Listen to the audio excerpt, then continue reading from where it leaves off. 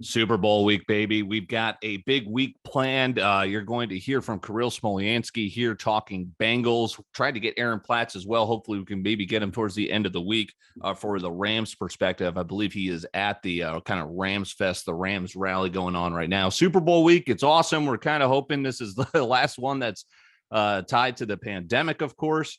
I'm going to kind of do a Corbet's episode this is coming out on a Tuesday morning. We will debut the Corbet's episode podcast video / everything there on Wednesday, which is going to kind of take a look at every single thing you could bet on the most televised and watched event of the year, every year, year in, year out in the Super Bowl. So kind of talking about all the different prop bets, etc., in the game, outside of the game, Gatorade color. That'll be coming up. Winging it on its usual day, Thursday morning. My brother's coming on. We'll talk about Euphoria, other topics of the day, too, with Jack D. And then we're going live again on Saturday, going to a Super Bowl party Sunday, so I won't be going live for that. But I'm going live for UFC 271, Adesanya Whitaker 2. Matt Cruzing with me. We'll have some more people as well popping in, popping out. So excited to go live again. It was really fun the last time we did it for the games and the fights, the NFL playoffs of the fights, UFC 270. We'll do UFC 271 this Saturday as well. So we'll be promoting that throughout the week. All right. So before we get to Kirill, just want to talk about some headlines and different stuff here. Brady and Big Ben retire. I mean, it's kind of like quietly the end of an era of just growing up watching these guys excel. Brady going out on top ability-wise, right? Unfortunately, almost had the comeback, and Matt Stafford foiled his plans there as he gets to host a Super Bowl in L.A. Peyton went out on top, Peyton Manning, with a title, but he was a corpse at the end. He looked like Big Ben, 9 touchdowns, 17 picks.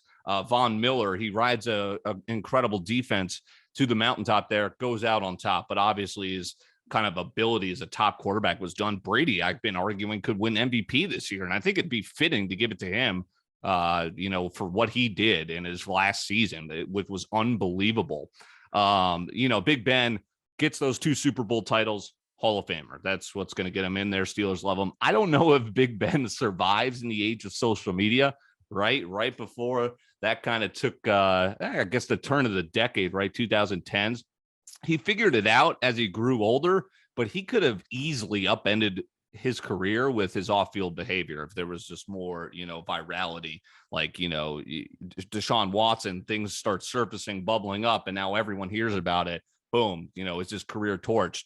That could have very easily been Big Ben as well. But now he's a family man, and I would like to think he's more of a reformed person. Brady was pristine on and off the field.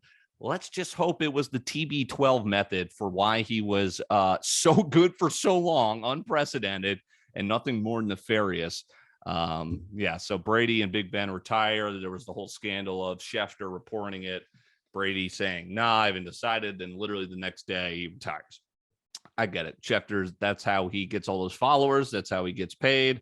Brady, unfortunate that he spoiled, the retirement, but who knows? He gets to retire, and I guess he was just really done because he could have came back and competed, I would imagine. I'm curious to see as to what went into the final decisions to why he walked away, but that is, the end, the greatest we've ever seen do it. Seriously, if it wasn't cemented in New England, it was certainly cemented in Tampa. And a little weird. I mean, he must really, we've seen this happen with Scottie Pippen and Michael Jordan. Now, and as they're getting older, it seems to be happening a little bit faster with Brady and Belichick. Brady's taking shots on the newest 30 for 30. He's doing, he's really kind of starting the narrative. Hey, this was me. Bill was kind of the guy hanging in the jalopy to my right of my moped. So again, Brady retires. Belichick's still going at it. Mac Jones is grittying in the Pro Bowl. We'll see how his career turns out under Belichick, if he can get one that Brady got without Brady, right? That Brady was able to achieve in Tampa.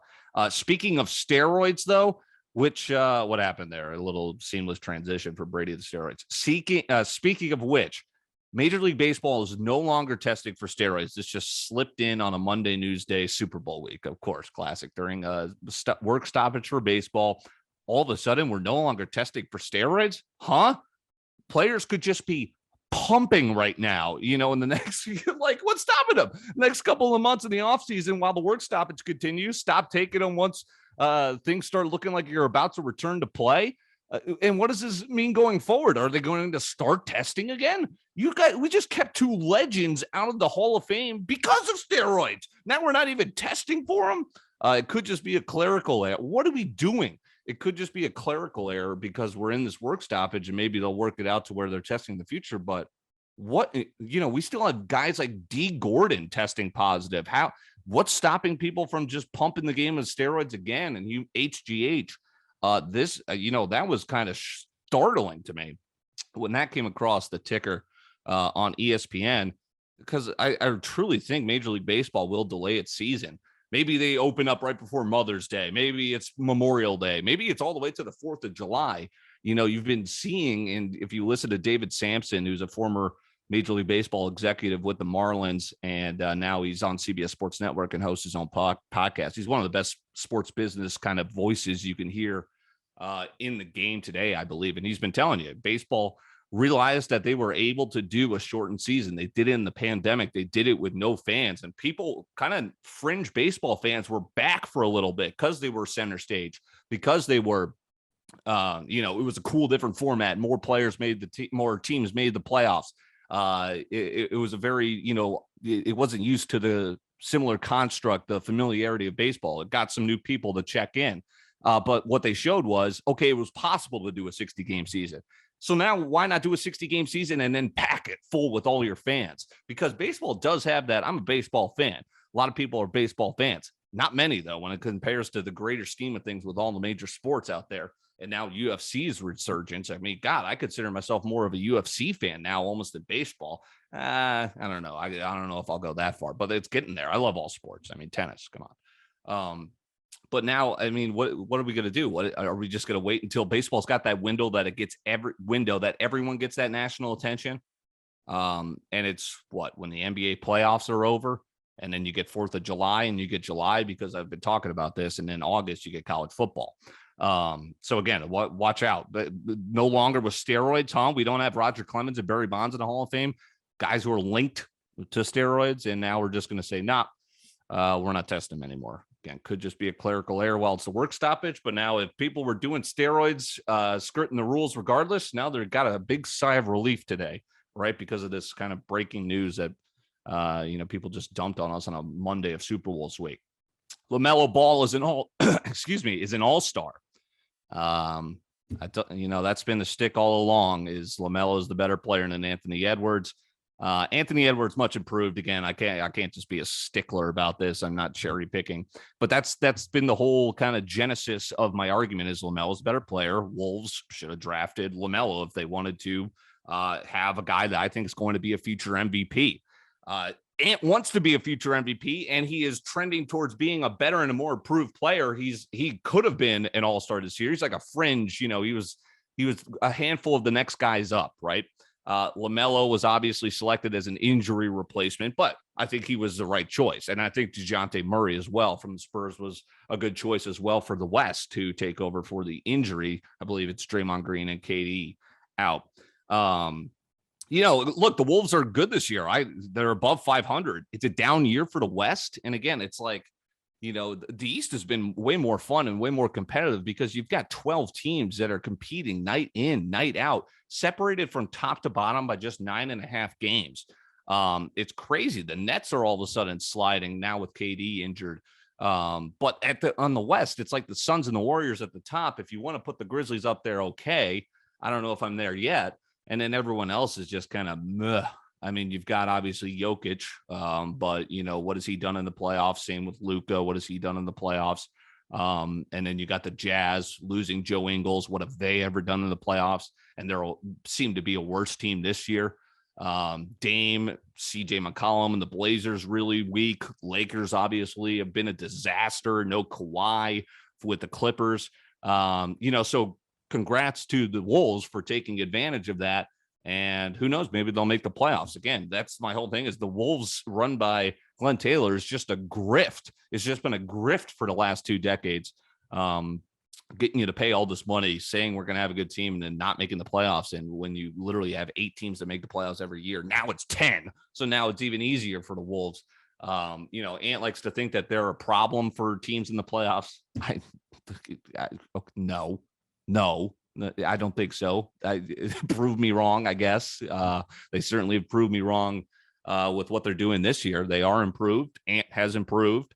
But again, LaMelo's obviously improved as well along with them. There's a reason why LaMelo was Rookie of the Year over Ant. There's a reason why LaMelo is an All-Star over Ant. It's because he is the better player.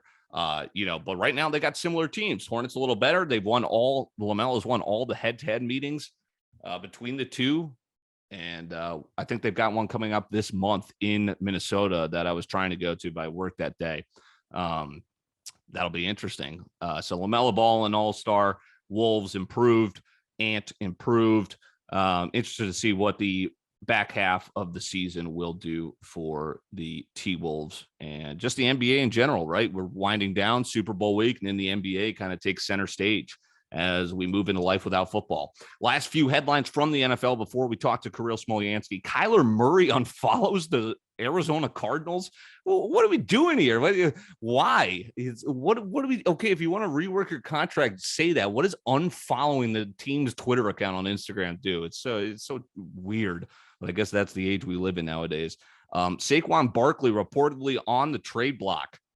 Giants fans, how do you feel about that? Remember when you guys, when I said he wasn't good and you guys all jumped down my throat just saying I'm an idiot? How's that working out for you?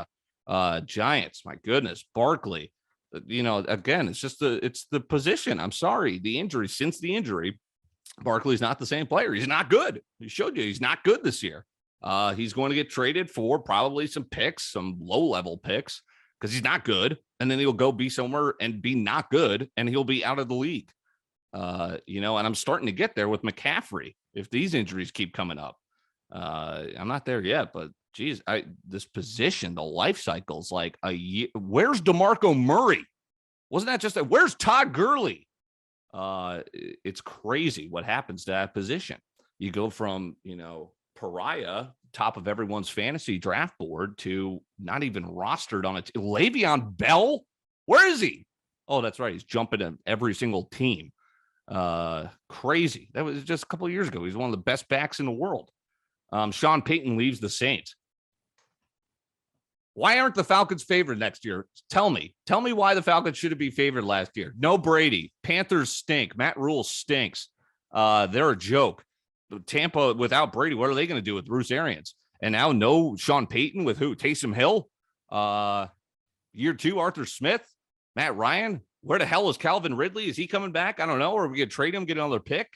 Julio Jones traded. That looks like we won that decision. Titans lose their first playoff game.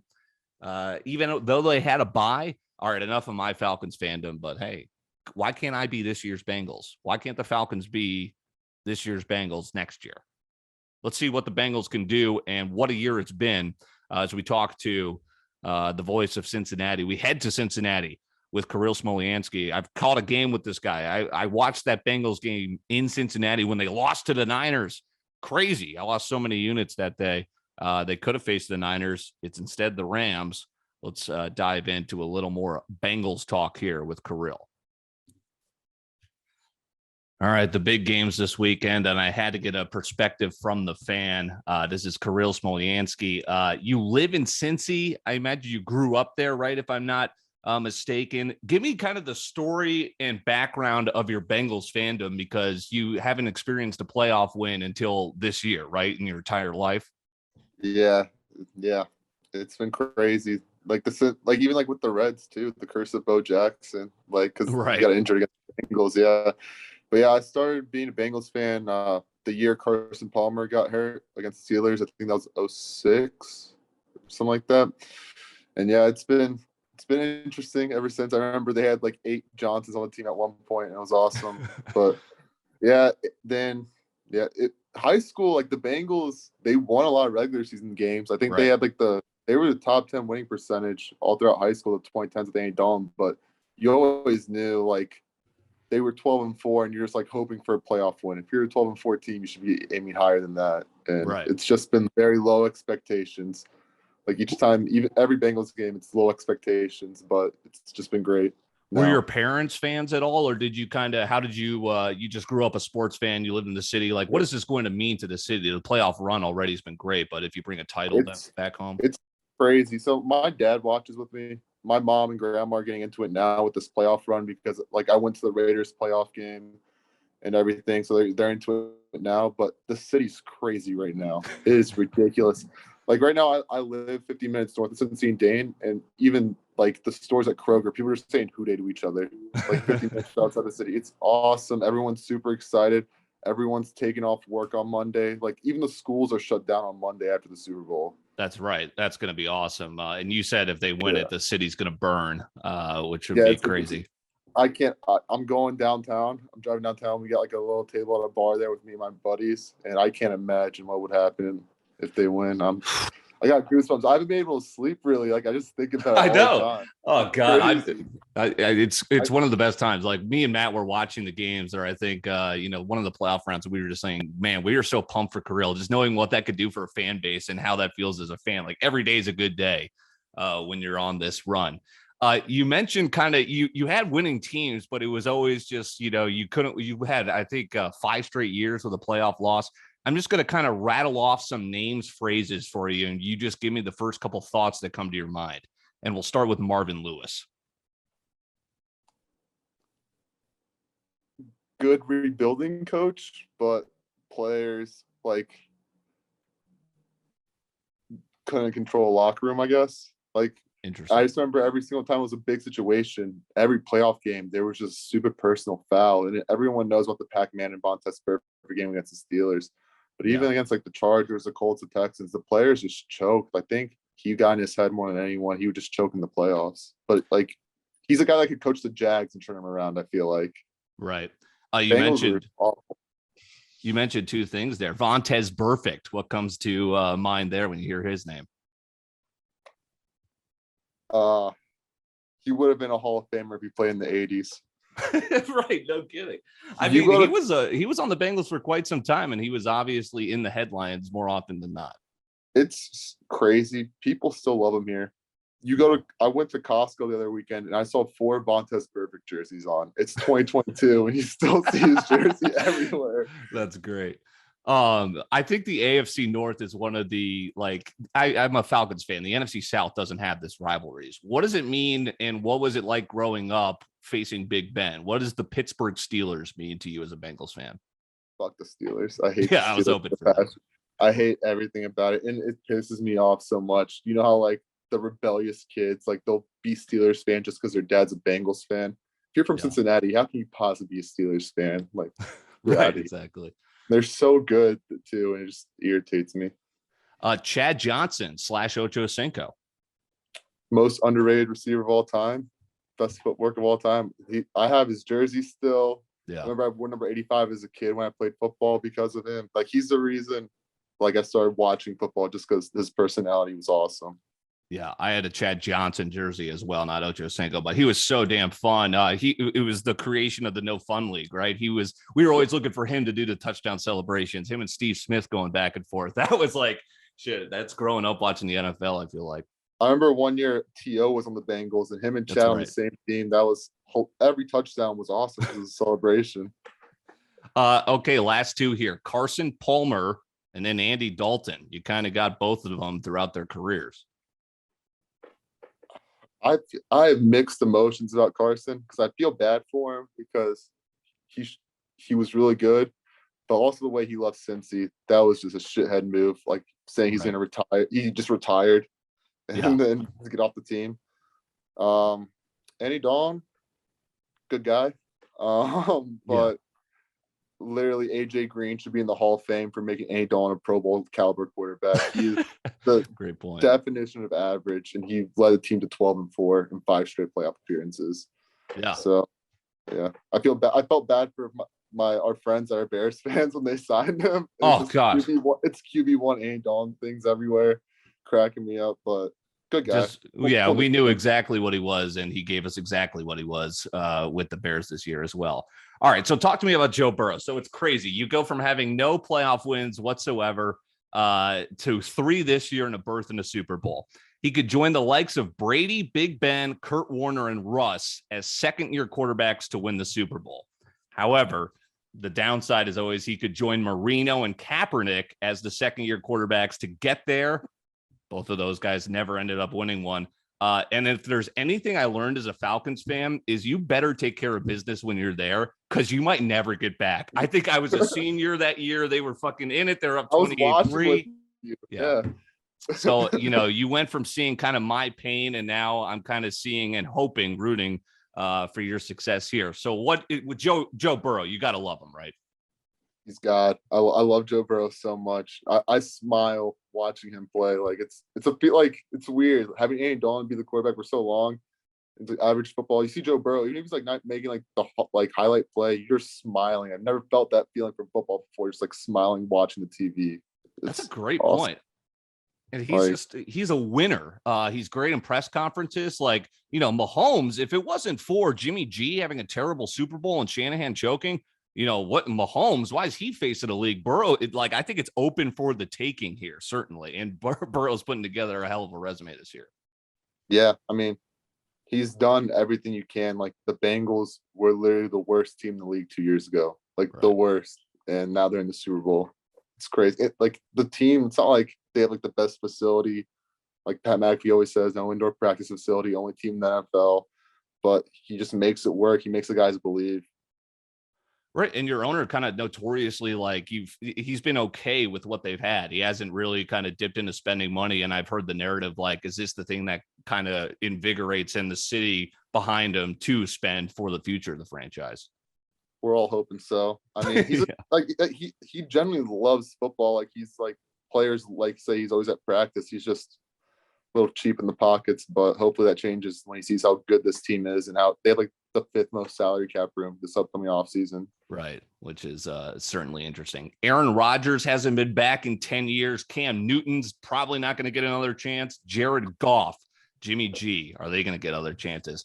Tell me how the Bengals win this game, Kirill Smolyansky. Defense has to put on a show like they did against the Titans. In the second half against the Chiefs, they have to limit what the Rams score. And the Bengals it's going to be a bunch of quick passes. It's going to be a bunch of screens. It's going to be little short routes because the pass rush is going to come towards them. But yeah, Jamar Chase is going to have to make a man miss like against the Titans. That little 0-yard screen that ended up being 80 yards basically. Yeah. So did that. And yeah, I mean, Joe Burrow, he's not going to make mistakes. It's going to have to be Matthew Stafford makes mistakes and they just methodically go down the field. So, I mean, I like it because if Matthew Stafford, Joe Burrow, I know Stafford's been in the league for a while, but I always see Stafford try to throw a game away whenever he can. I keep waiting for it. He tried against the Niners. No kidding. If I had to trust a quarterback, Joe Burrow is just a winner. So I trust him more. Matt Stafford couldn't do it for the Lions. Joe Burrow's doing it for the Bengals. It's basically the same thing. No kidding. I mean, one of the longest playoff droughts. He wins a national title. He's undefeated in the playoffs. Who knows what they could have done if he didn't get injured last year. You said it. I just keep waiting for Matthew Stafford to kind of fail. And here's how I think it's going to happen should the Bengals win. As you said, Stafford's going to make the mistake. It's going to be the pick six. Bates the third. I was looking at kind of your last decade of draft classes. That might be one of the most under the radar picks in the last 5 years. And this dude, Yeah, I mean, this year he kind of had a rough regular season. It's a contract year. He didn't get they're going to try to re-sign him in the offseason, I hope. He was waiting for it during the regular season, played in his head, he said. But 2 years before that, he was PFF's number one ranked safety back-to-back years over Meekin Fitzpatrick, over Budda Baker. He's a stud, and he's been playing in the playoffs. Yeah. And I'm shocked. The second half adjustments they made to make Mahomes go from looking like Mahomes to looking like freaking Peyton Manning in his last season was crazy. The second half adjustments, and of course the Chiefs ended up blowing that game. That's exciting. Do you have any bets you like? Do you have any juicy futures on the team you love? What are you looking forward to this Sunday? Of course, other than watching your team. I mean, I got a decent amount of units on the Bengals line. I don't see this as being a high scoring game. I know the offenses are really good, but I think the defenses are really good too. And Sean McVay, you saw the Super Bowl he played against the Patriots. He choked. You saw him against you were tweeting about against the Niners. What was he doing with his? Oh my God, he was burning timeouts like they were freaking a heater. he's in his own head. I feel like it's gonna be a low scoring game. I got like a little parlay with the +4.5 and the under. Yeah, and I got a bunch of prop bets. Like, love it. I was what's so interesting, and this is why the NFL is so great and it's been an awesome playoffs. It's like you could argue that the Bengals like probably were a bounce away from losing all 3 games they played in. Rams too, they almost coughed it up with fumbles against the Bucs, but they certainly could have lost to the 49ers. I mean, we could have had so many different matchups possibly this year. I thought for sure it was going to be Bengals 49ers, and then I really wanted that so bad because we got Cool Joe on our side now, Joe Cool. Yes. Instead of like the previous 2 times, but give me Shanahan any day of the week facing him in the big game for sure. Facing against him. And we were at that Niners game. The only reason the Bengals lost, they fumbled 2 punts inside their own 25. Oh my God. So many live units lost that day. One of my favorite stadiums, I think as well too, underrated. I know it's old, but the atmosphere there was fucking awesome. Yeah, it was awesome at the Raiders game, the wild card round. They said that was like the most it ever like got to. I think it was like 66,000. It was like over capacity. I don't know how they got that many people in there, but it was awesome. Love it. You got any bets you like for the Super Bowl? You know what? I'm looking at the sharps are on Bengals, which is good too. Like I think this line opened up, and I kind of mentioned it. Like last question I'll ask for you is like, I would imagine there's going to be a lot of Cincy fans in LA, right? That home field advantage is one thing, but it's the Rams. Like last year was like they undervalued the home field in Tampa. This year, I feel like they're overcorrecting it for the Rams. I love Burrow as an underdog, especially when the public's back in the Rams. I saw a stat. I think Burrow's 8-0 this year when they're over 3-point dogs, and like just straight money line, just 8-0. Yeah. So, but it's weird. It's like Super Bowls is usually like not even fans. It's like 80% execs with their friends and fans. Right. It's going to be like celebrities too. Have you looked at ticket prices? It's ridiculous. The cheapest ticket in is $5,500. And that's not, you don't get a seat. It's just standing. That's crazy. And they said it's the most expensive Super Bowl. I have a couple people I know that are going, but I don't know. It's crazy. We just had the pep rally downtown Cincinnati today, right, at the stadium. 30,000 people, and I saw the Rams. There's only 3,000 people at their pep rally. I was hoping to talk to Aaron Platts. I think he's going to the thing tonight. And a high school field, dude. Right. Yeah, that's crazy. Interesting to see. Well, enjoy the week, brother, and obviously hope to enjoy the big game. Appreciate Kirill Smolyansky stopping by to talk some Bengals. Who day. Yeah, who day. Thanks, brother. Yep.